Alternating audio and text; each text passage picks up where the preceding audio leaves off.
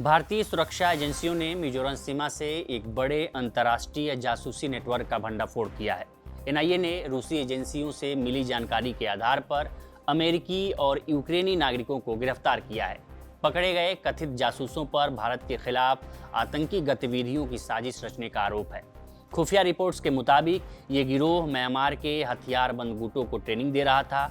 Tourist visa की आड़ में म्यांमार के विद्रोही गुटों को ड्रोन और आधुनिक युद्ध तकनीकी मुहैया करा रहा था।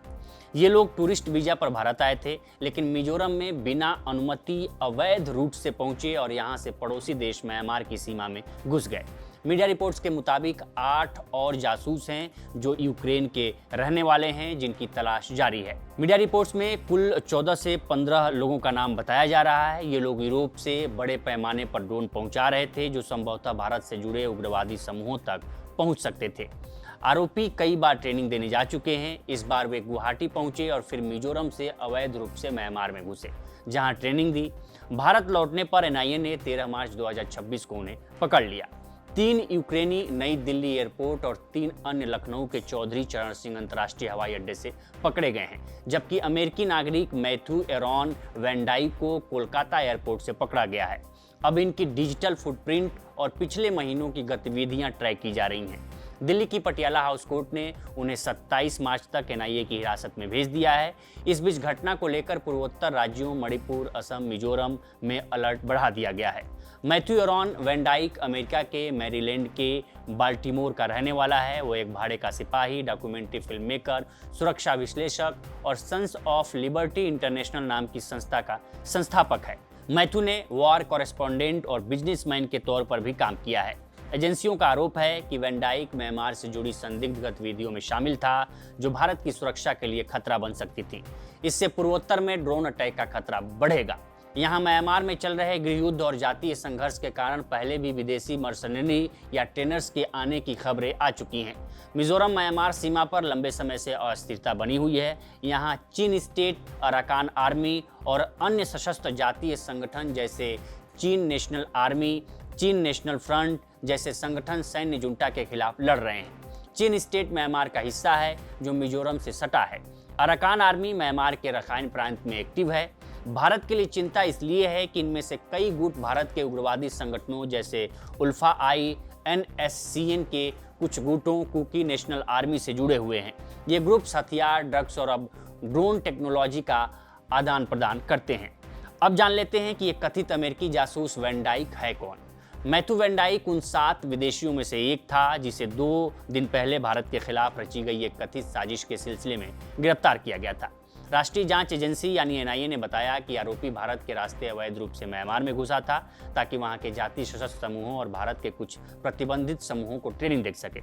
मैथ्यू वेंडाइक के सोशल मीडिया फुटेज और मोबाइल फोन की जांच करने पर अधिकारियों को अब पता चला है कि वेंडाइक पहले भी विदेशों में कई सैन्य संघर्षों और अभियानों से जुड़ा रहा है। अब जांच का मकसद ये पता लगाना है कि वह पूर्वोत्तर भारत तक कैसे पहुंचा और किस मकसद से आया था। अमेरिकी दूतावास ने पुष्टि की है कि उसे इस स्थिति की जानकारी है, लेकिन उसने इस बारे में और अधिक जानकारी देने से इनकार कर दिया है। जांच के दौरान अधिकारियों को कई रिकॉर्डिंग मिली है, जिनमें कथित तौर पर वेंडाइक को दुनिया भर में होने वाले विद्रोहों का समर्थन करते हुए सुना जा सकता है। उसने कहा है कि उसका मकसद सिर्फ विदेशी लड़ाकों को लड़ाई में भेजना नहीं है, बल्कि स्थानीय लोगों को खुद के लिए लड़ने के लिए प्रशिक्षित करना था। वेंडाइक ने तो किराए के सैनिकों से वेनेजुएला, म्यांमार और ईरान में विद्रोही गुटों में शामिल होने के लिए वैश्विक अपील भी जारी की थी। भारत में उसकी गिरफ्तारी इसलिए महत्वपूर्ण मानी जा रही है क्योंकि माना जाता है कि उसका संबंध पूर्वोत्तर में सक्रिय हथियारबंद नेटवर्क से है। ये भी माना जा रहा है कि वेंडाइक ड्रोन संचालन और आधुनिक युद्ध तकनीकों में प्रशिक्षण दे रहा था। उसकी गिरफ्तारी से सुरक्षा से जुड़े कई सवाल खड़े होते हैं, खासकर ये कि क्या भारतीय क्षेत्र का इस्तेमाल एक ट्रांजिट कॉरिडोर के तौर पर किया जा रहा था, और क्या उसका भारत विरोधी और प्रतिबंधित गुटों से कोई संबंध था। जासूसी और खुफिया जानकारी जुटाने के पहलुओं की भी जांच की जा रही है। वेंडाइक खुद को एक सुरक्षा विश्लेषक, डॉक्यूमेंट्री फिल्मकार और वॉर कॉरेस्पोंडेंट बताता है। मीडिया रिपोर्ट्स के मुताबिक इस शख्स के कई और भी पहलू हैं। यह अमेरिकी नागरिक एक भाड़े का सैन्य प्रशिक्षक था, जिसके बारे में कहा जाता है कि उसका पहले अमेरिकी सेना से भी जुड़ाव रहा है। उसने इराक और अन्य युद्ध क्षेत्रों में भी सेवा दी है।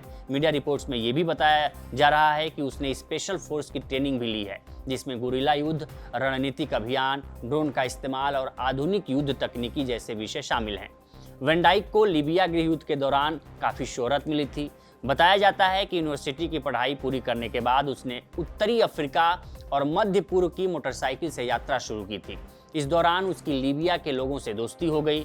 जब वहां क्रांति भड़की तो वह विद्रोही लड़ाकों के साथ शामिल हो गया। उसे गिरफ्तार कर लिया गया और लगभग 6 महीने तक बंदी बनाकर रखा गया। हालांकि वो वहां से भाग निकलने में कामयाब रहा और 2011 में युद्ध खत्म होने के बाद अमेरिका लौट आया।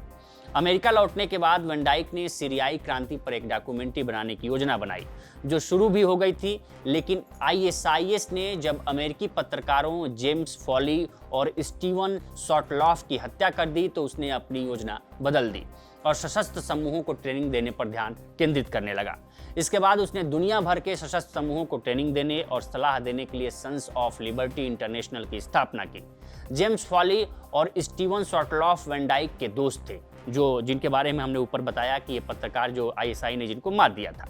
फिलहाल वैन डाइक की गिरफ्तारी का संबंध बड़ी अंतर्राष्ट्रीय साजिश की ओर इशारा करता है, जो संभव है कि भारत को अस्थिर करने की एक व्यापक रणनीति का हिस्सा हो सकता है।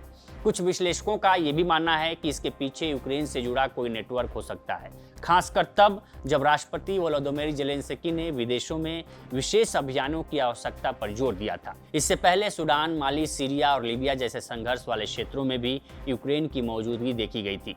बताया जा रहा है कि वैन डाइक पहली बार लीबियाई सिविल वॉर के दौरान चर्चा में आया था। उसने दुनिया भर के भाड़े के लड़ाकों से वेनेजुएला और म्यांमार जैसे देशों में विद्रोहियों का साथ देने की अपील की थी।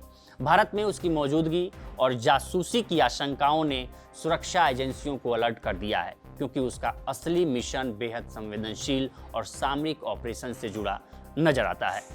तो फिलहाल इस रिपोर्ट में इतना ही। इस पर आपकी क्या राय है, हमें कमेंट कर सेक्शन में जरूर बताएं। बाकी देश दुनिया की तमाम खबरों के लिए बने रहे लोकमत हिंदी के साथ। नमस्कार।